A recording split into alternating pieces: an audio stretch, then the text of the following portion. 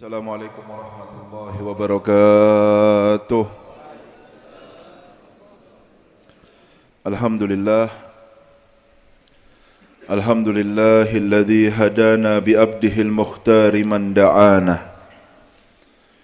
ilaihi bilidhni wa qad nadana labbaika ya man dallana wa hadana. Allahumma fasalli wa sallim ala sayyidina Muhammad miftahi babi rahmatillah adada ma fi ilmillah salatan wa salaman daimaini bidawami mulkillah wa ala alihi wa sahbihi wa man walah amma ba'd. Hadratul kiram, para habaib, para kiai, para masyayikh, saudara saya Al-Habib Ridho bin Zain Al-Gadri dan Habib Muhammad Haikal bin Faisal Al-Hamid, Ustadz Luqmanul Hakim, dan para asatid yang hadir di tempat ini, Ustadz Untung sebagai tuan rumah, dan seluruh hadirin hadirat, para pecinta majlis ilmu dan pecinta Rasulullah sallallahu alaihi wasallam. Alhamdulillah, di bulan yang mulia ini kita dikumpulkan pada majlis yang mulia. Kita ingin hadir ke dalam majlis ini tanpa niat dan tendensi apapun, murni karena kita ingin mencari ridhonya Allah Subhanahu wa taala dan karena kecintaan kita kepada Rasulullah sallallahu alaihi wasallam. Karena seandainya ada satu perbuatan yang Allah lihat dan itu tidak ada niatan lain dalam hati kita kecuali ridho Allah dan ingin menggapai cinta Rasulullah sallallahu alaihi wasallam, cukup satu perbuatan, maka perbuatan itulah kelak yang akan menyelamatkan kita dari api neraka dan memasukkan kita ke dalam surganya Allah Subhanahu wa taala.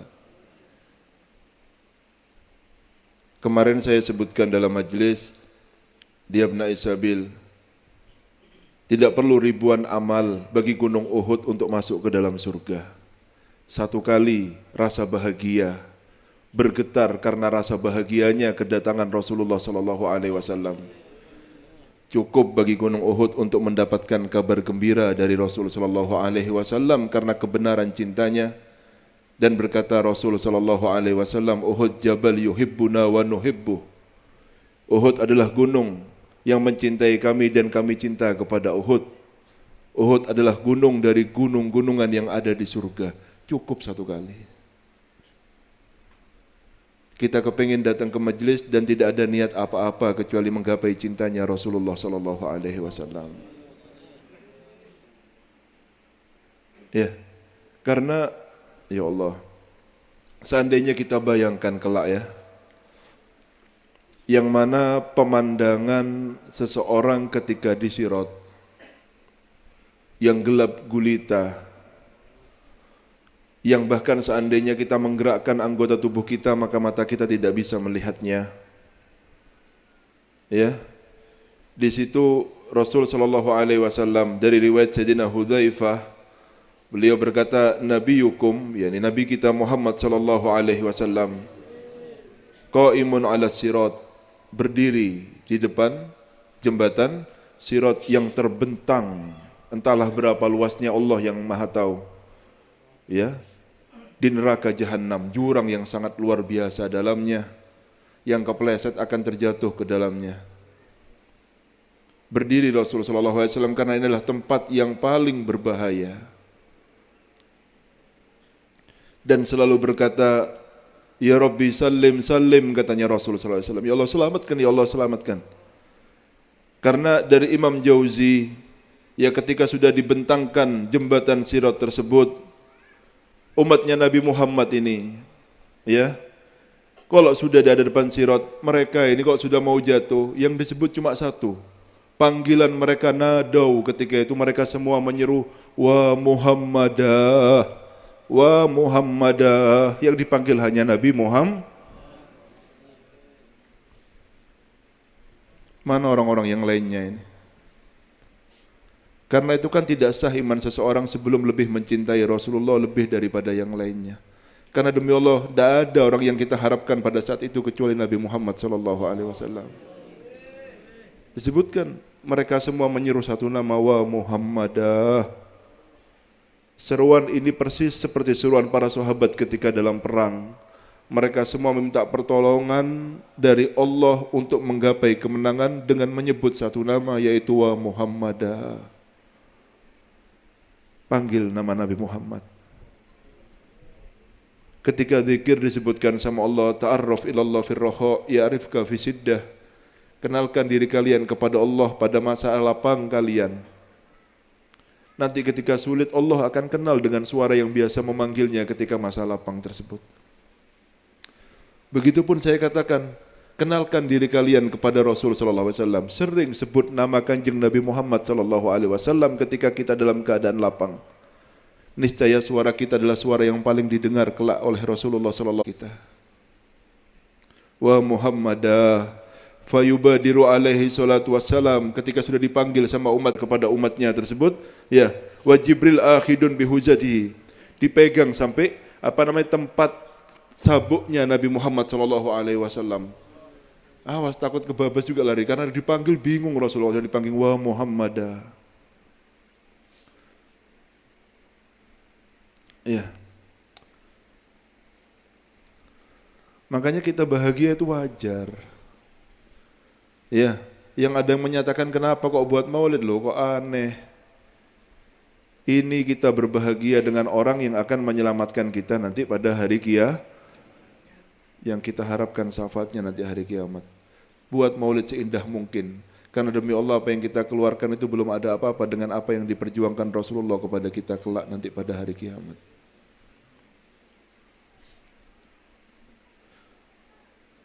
Lalu beliau, las'alukal yawma nafsi wala Fatimah ibnati. Saya tidak minta untuk diriku sendiri wala untuk Fatimah anakku. Yang saya minta hanya untuk umatku katanya Rasul sallallahu alaihi wasallam.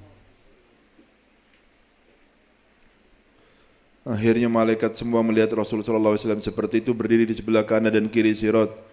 Mereka semua menyeru juga meminta tolong kepada Allah, Rabbi salim salim, dengan satu suara dengan Nabi Muhammad sallallahu alaihi wasallam. Waqad adhamatil ahwal wastaddatil aujal, ya, wal usatu yatasaqatuna anil yamini was simal, dan orang-orang ahli maksiat terjatuh dari kanan dan kiri mereka. Allah, berapa miliar, berapa triliun manusia yang akan lewat nanti. Rasul sallallahu alaihi wasallam ketika di kota Madinah melihat hujan, beliau menangis sejadi-jadinya. Aneh, tidak ada apa-apa menangis. Ditanya sama para sahabat, mayubkika ya Rasulullah, apa yang membuat panjenengan nangis sebagai Kanjeng Nabi Muhammad sallallahu alaihi wasallam? Melihat hujan ini kok nangis, kenapa? Dijawab sama Nabi Muhammad, begini pemandangan orang yang akan terjatuh nanti dari jembatan Sirat pada hari kiamat. Semoga kita selamat semuanya ya. Iya. La ilaha illallah. Oleh karena itu, ya, di dalam hari-hari yang Allah muliakan kepada kita di dalam kehidupan dunia ini, harus ada waktu, ya, kita untuk terus menyebut nama Nabi Muhammad sallallahu alaihi wasallam. Makanya jangan pelit ya untuk bersolawat. Apa ruginya antum bersolawat ini? Saya kemarin berbahagia ketika di Madinah dikatakan, mintalah kalian ini untuk bisa bermimpi Rasul sallallahu alaihi wasallam. Lalu guru kita berkata ini, karena mimpi itu tidak hanya dikhususkan untuk orang-orang yang soleh dan para aulianya Allah, bahkan ahli maksiat pun bisa bermimpi Rasulullah sallallahu alaihi wasallam. Mesem, saya mesem kenapa? Berarti saya masih ada kesempatan untuk bisa bermimpi Rasulullah sallallahu alaihi wasallam. Orang ahli maksiat seperti kita berarti masih ada kesempatan untuk bisa bermimpi Rasulullah sallallahu alaihi. Walaupun mata ini belum dimuliakan untuk bisa bermimpi, tapi semoga hati tidak diharamkan untuk selalu rindu dan berharap untuk bisa bermimpi Rasulullah sallallahu alaihi wasallam. Walaupun mata ini belum bisa bermimpi, tetapi hati semoga tidak diharamkan untuk selalu rindu dan berharap untuk bisa melihat Rasulullah sallallahu alaihi wasallam. Karena hati yang berharap berarti dia itu mempunyai cinta. Berharap cintanya diterima oleh Rasulullah sallallahu alaihi. Tetapi yang tidak punya keinginan ini yang bahaya. Kalau tidak kepinginnya apa? Oleh karena itu ya, kita ini belajar sedikit demi sedikit akhlak daripada Rasul sallallahu alaihi wasallam. Yang ketika Allah memuji beliau dengan wa innaka la'ala khuluqin azim, kana khuluquhul Quran, kata Sayyidina, kita belajar dari Al-Quran akhlak-akhlak yang mulia, yang pencerminan daripada akhlak mulia Nabi Muhammad sallallahu alaihi wasallam. Di antaranya adalah berlemah lembut. Apa? Berlemah jadi manusia jangan kasar. Baik dalam ucapannya ataupun perbuatannya. Karena Allah Subhanahu wa taala berfirman wal kadhimina ghaidha wal afina anin nas. Apa balasannya? Wallahu yuhibbul muhsinin. Orang yang bisa menahan marahnya. Bukan tidak marah ya. Marah, tapi ditahan. Ini dipuji sama Allah. Kita manusia bukan malaikat. Faham ya? Jangan kepingin lepas seperti jadi malaikat. Tidak ada manusia seperti malaikat. Kita manusia dengan hawa nafsu kita. Tetapi ada manusia-manusia mulia yang dipuji sama Allah. Wal kadhiminal ghaidha, orang-orang yang bisa menahan marahnya ketika sedang marah. Lalu apa lagi? Wal afina anin nas, dan yang bisa memaafkan kesalahan manusia yang ada di sekitarnya. Wallah, dan Allah yuhibbu, mencintai orang-orang yang berbuat baik. Seakan-akan berbuat baik itu ada dua kriterianya, yang bisa menahan marahnya dan bisa memaafkan kesalahan saudaranya. Masuk dalam golongan orang-orang yang muhsin, yang dicintai oleh Allah Subhanahu wa taala. Ketika ada dua akhlak ini pada diri kita, yakinkan bahwa kita sekarang adalah orang yang dicintai oleh Allah Subhanahu wa taala. Tetapi ketika kita menjadi manusia yang tidak bisa menahan amarah kita, dan kita sangat sulit untuk memaafkan orang-orang yang ada di sekitar kita, ketahuilah bahwa kita jauh dari kata cinta dari Allah Subhanahu wa taala. Sampean kepingin apa dicintai Allah? Dua syaratnya. Tahan marahnya, mudahkan untuk memaafkan orang-orang yang ada di sekitar kita. Dalam ayat yang lain Allah Subhanahu wa taala berfirman, khudil afwa. Ya, wa'mur bil urfi wa'rid anil jahilin. Ayo maafkan, katanya Allah. Ambillah jalan memaafkan. Jangan apa-apa harus dibalas segala sesuatu, dibalas ini kurang aja, enggak ada omongan seperti itu. Kecuali kalau urusannya sama agama. Sampai kalau agama diem, tapi kalau anunya sendiri yang marah-marah kita ini. Kan terbalik dunia ini ya. Kita ini kalau disakiti badan kita, kita marah. Kalau agama kita ini dijelek-jelekkan, kita diam seakan-akan bukan urusan kita. Ini salah. Ya, ambillah mawar. Wa'mur bil urfi, perintahkan di dalam kebaikan. Wa'rid, dan berpalinglah dari orang-orang yang bodoh. Tidak usah didengarkan omongannya orang-orang yang mau menjelekkan kita, mau memfitnah kita, mau menggibah kita. Mereka orang bodoh. Tidak usah ditanggapi, tidak usah diambil hati perkataannya. Tidak semua omongan yang menuju kepada kita itu perlu kita tanggapi. Bahkan beberapa daripada hikmah itu adalah diamnya kita dengan orang yang berbicara kepada kita. Tidak membalas. Maka beberapa orang ahli hikmah itu berkata, ya, seandainya berbicara benar itu adalah permata, maka adalah perak, maka diam itu adalah emas. Karena seseorang itu ketika diam dia tidak pernah menyesal, tapi berapa banyak orang ketika berbicara akan timbul penyesalan dalam perkataannya. Paham ya? Lalu Allah Subhanahu wa taala ini cuma perintah. Ini semua dilakukan oleh Nabi Muhammad sallallahu alaihi wasallam. Yang melakukan ayat-ayat Al-Qur'an ini yang berhubungan dengan akhlak, ya mereka lah yang lebih dekat dengan akhlaknya Nabi Muhammad sallallahu alaihi wasallam. Ya, wala tastawil hasanatu wala sayyi'ah, tidak sama yang namanya kebaikan dan keburukan. Idfa billati hiya ahsan. Balas dengan sesuatu yang lebih baik, jangan jelek dibalas jelek juga. Kalau kalian bisa membalas dengan sesuatu yang baik dari keburukan yang dilakukan kepada kalian, ya, fa idzal ladzi bainaka wa bainahu adawatun ka'annahu waliyyun hamim. Subhanallah, Al-Qur'an ini ya. Lihat nanti bagaimana orang yang kalian baiki tersebut seakan-akan ketika melihat kalian itu pemimpin yang bijaksana yang akan menurut dengan semua perkataan yang kalian ucapkan. Akan terkesima dengan indahnya akhlak kalian dan akan manut dengan semua apa yang kalian katakan, katanya Allah Subhanahu wa taala. Dulu mungkin mereka memusuhi kita, tetapi ketika melihat akhlak mulia kita, mereka akan tertunduk ketika bertemu dengan kita pada saatnya nanti. Kapan? Itulah kekuatan akhlak. Makanya Wali Songo datang ke Indonesia ini dengan akhlak, bukan dengan perang. Melihat indahnya akhlak yang diwarisi Wali Songo dari Nabi Muhammad SAW, semuanya tunduk, semuanya terkesima dengan indahnya akhlak tersebut. Tidak perlu dengan keras-keras itu.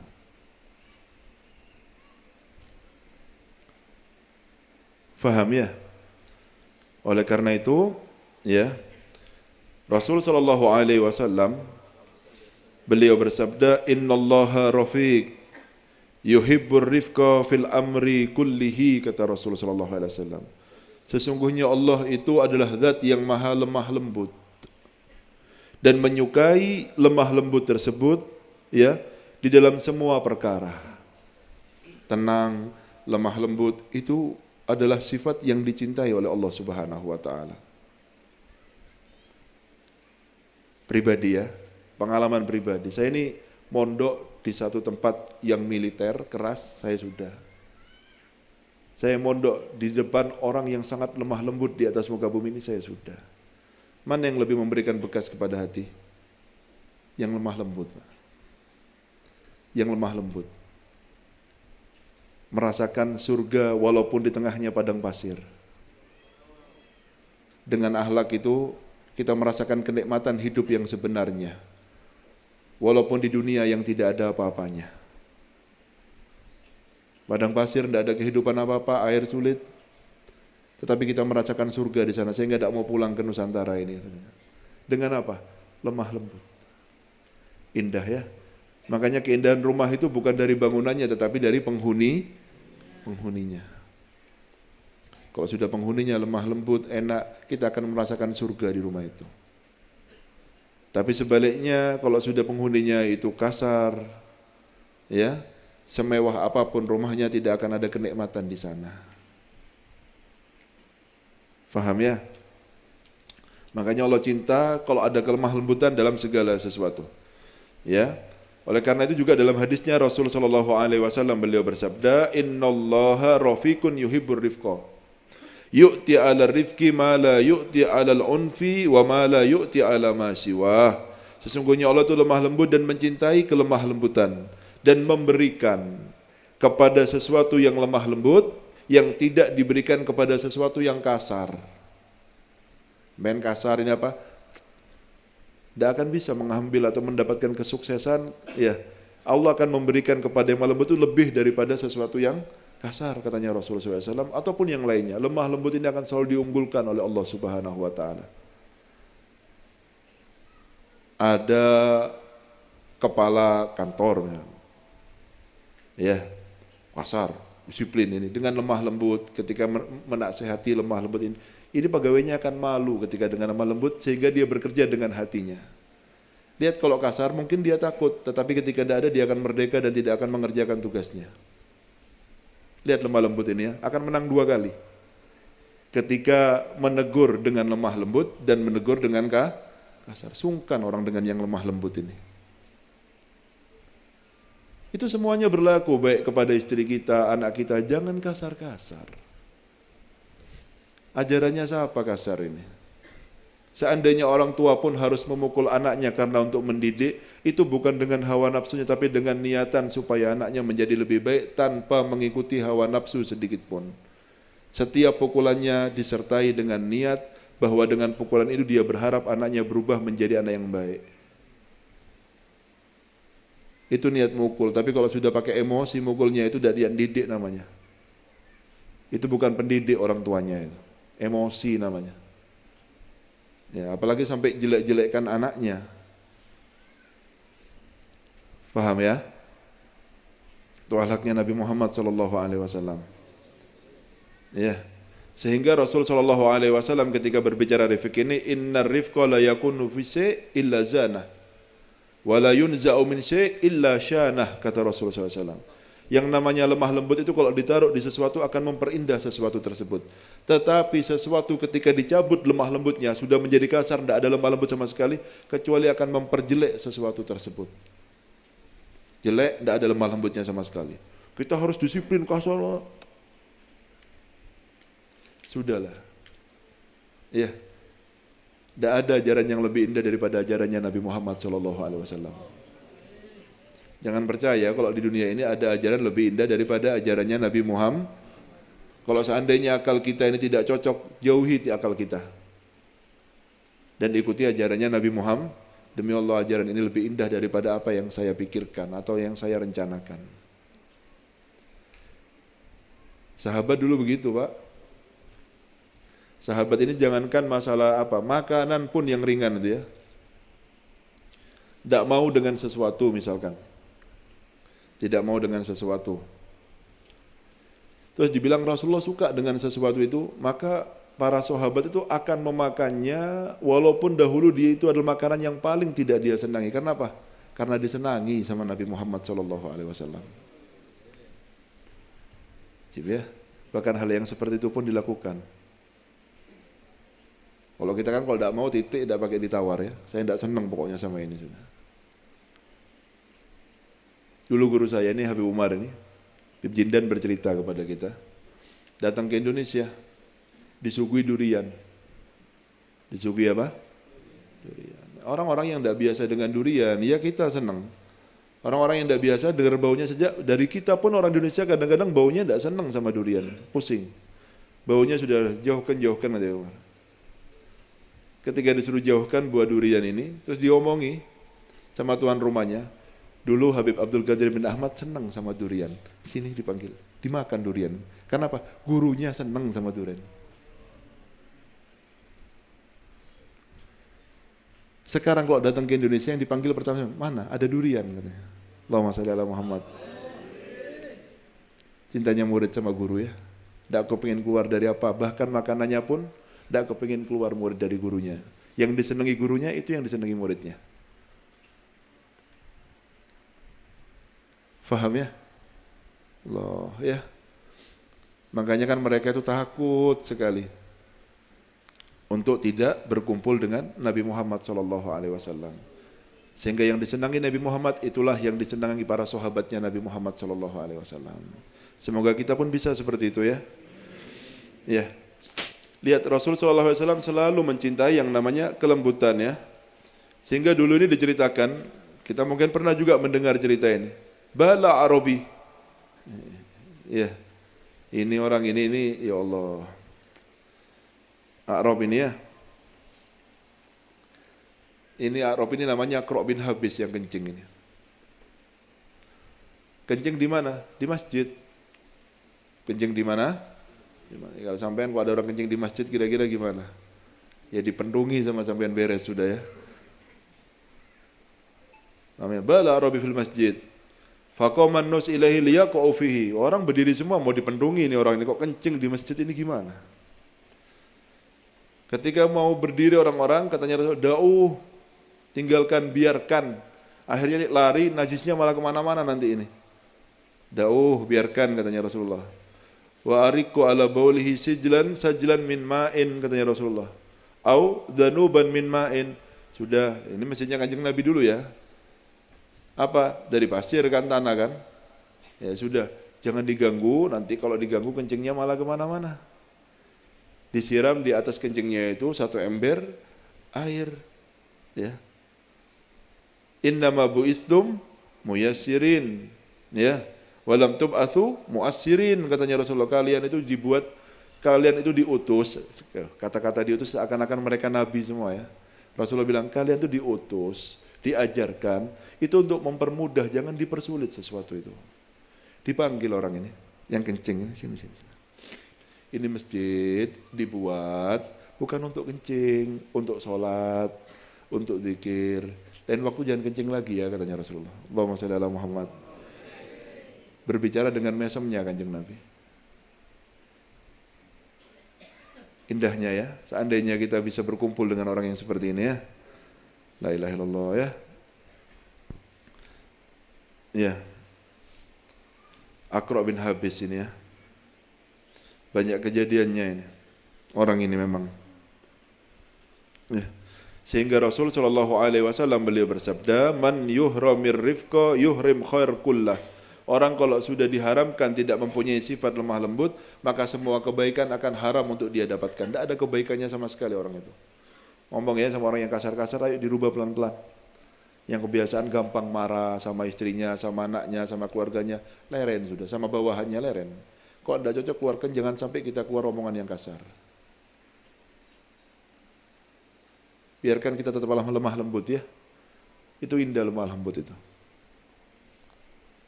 Paham ya? La ilaha illallah. Oleh karena itu ya, malam-malam ini semuanya ya, masih dalam Rabiul Awal. Kita itu perlu duduk sejenak ya, menanyakan diri kita sendiri. Dari umur yang sudah berlalu ini, sebetulnya kamu ini hidup untuk apa? Tanyakan sama badannya. Saya ini hidup untuk apa sebetulnya? Apa masa iya mau begini-begini terus? Pagi kerja, tidur, malam ini begitu terus hari-hari. Tanyakan, saya ini tujuannya untuk apa ini hidup ini? Maka ya kalau sudah tahu apa tujuannya, jadikan itu fokus utamanya, dan yang lainnya hanyalah sponsornya. Paham maksud saya ya? Ayo duduk dipikir sendiri, masa iya mau begini-begini saja? Apa tujuan saya ini sekarang? Kalau memang tujuan sampai itu ridhonya Allah, dekat dengan Nabi Muhammad SAW, jadikan itu fokus utama di dalam kehidupan kita. Adapun kerja kita hanyalah cabang untuk mencari ridhonya Allah dan dekat dengan Nabi Muhammad, sehingga dalam kerjaan kita tidak mungkin curang, kita tidak mungkin khianat, kita tidak mungkin mengambil sesuatu yang haram, karena tujuan kita adalah ridhonya Allah Subhanahu wa ta'ala. Tapi kalau sudah tidak punya tujuan ini, kita akan mudah dengan curang, mudah untuk khianat, mudah untuk mengambil sesuatu yang haram, karena kita tidak punya tujuan untuk menggapai ridhonya Allah Subhanahu wa ta'ala. Maka yang lainnya itu jadikan sponsornya saja, bukan pemain utamanya. Orang yang tidak punya tujuan ini gampang dia mencuri, gampang dia berkhianat. Kalau pejabat dia akan gampang korupsi, karena bukan Allah yang dia tuju. Faham ya? Di pekerjaannya kah, di anak semuanya. Ayo ditanyakan badannya masing-masing. Harus punya tujuan utama dalam kehidupan ini. Jangan berlalu waktu begitu saja sehari-hari, menghabiskan umur dengan hal-hal yang tidak perlu terus. Lalu ketika tidur, mau tidur, duduk dengan badannya, dipikirkan satu harinya. Saya dari pagi sampai ini kerja, dalam kerja itu sebetulnya ada lowong sekian waktu ini. Tapi saya habiskan untuk main game 2 jam. Seandainya sejam saya sholawat, saya dapat 1000, itu kan lumayan. Ya saya dapat hiburan, ya saya dapat sholawat. Kalau disuruh ninggalkan langsung mungkin sulit, tapi dibagi, jangan ditotaliskan untuk main game. Kalau seandainya ini dalam waktu ini, saya tadi nganggur ngeliat TV, tidak perlu. Seandainya ngaji Al-Quran, saya dapat 2 juz itu. Besok saya harus ngaji Al-Quran. Sebelum tidur itu, hitung-hitung waktu kita ini. Karena waktu itu modal kita, sampean nanti itu tergadaikan dengan amalnya. Amalan kalian nanti yang akan membawa kalian ke surga atau ke nerakanya Allah, jangan enteng-enteng sama waktu makanya. Itu modal kita, bukan uang modal ya, waktu kita itu modal. Sampean kalau meninggal mau beli 1 detik dengan uang 1 miliar pun tidak bisa sampean. Sekarang masih hidup sampean tidak tahu harganya waktu. Nangis orang di kuburan tidak kembali sama Allah. Seandainya dia punya 1 gunung emas itu untuk membeli beberapa menit kehidupan dunia, mereka tidak akan bisa membelinya. Jadi biar tahu teman, kalau waktu itu mahal. Apa? Kalau waktu itu mahal. Makanya di mana-mana waktunya untuk digunakan hal-hal yang tidak perlu. Kenapa ini aulia bisa sampai beramal seperti ini, beramal seperti ini? Satu jawabannya, karena mereka tahu harganya waktu. Kenapa kita tidak bisa berbuat apa-apa? Karena kita belum tahu harganya waktu. Hargai mahal waktunya, jangan dibuang murah-murah untuk hal-hal yang tidak perlu. Paham semuanya ya? Ya apa caranya ketika kitab kita dibaca ini, kita bahagia ya. Alhamdulillah, solawat, istighfar, Al-Quran, solawat, istighfar, senang bacanya. Tapi kalau sampean dikasih kitab, catatan sampean, terus dilihat maksiat, ini, ya apa bacanya sampean nanti itu? Kari ketunnya nanti. Silakan loh, sampean yang nyatet dulu ketika hidup, kenapa sampean takut bacanya? Kan itu kesenangan sampean dulu. Kalau sampean mau senang, ayo. Makanya tuba liman wujida fi sahifatihi istighfaran katsira katanya Rasulullah. Untungnya manusia itu ketika buka catatannya nanti ketika hari kiamat ternyata didapatkan banyak membaca istighfar. Senangnya dia ketika baca, beruntung orang itu kata Rasulullah SAW. Lah yang menulis manakib sampean sendiri kan sampean kan.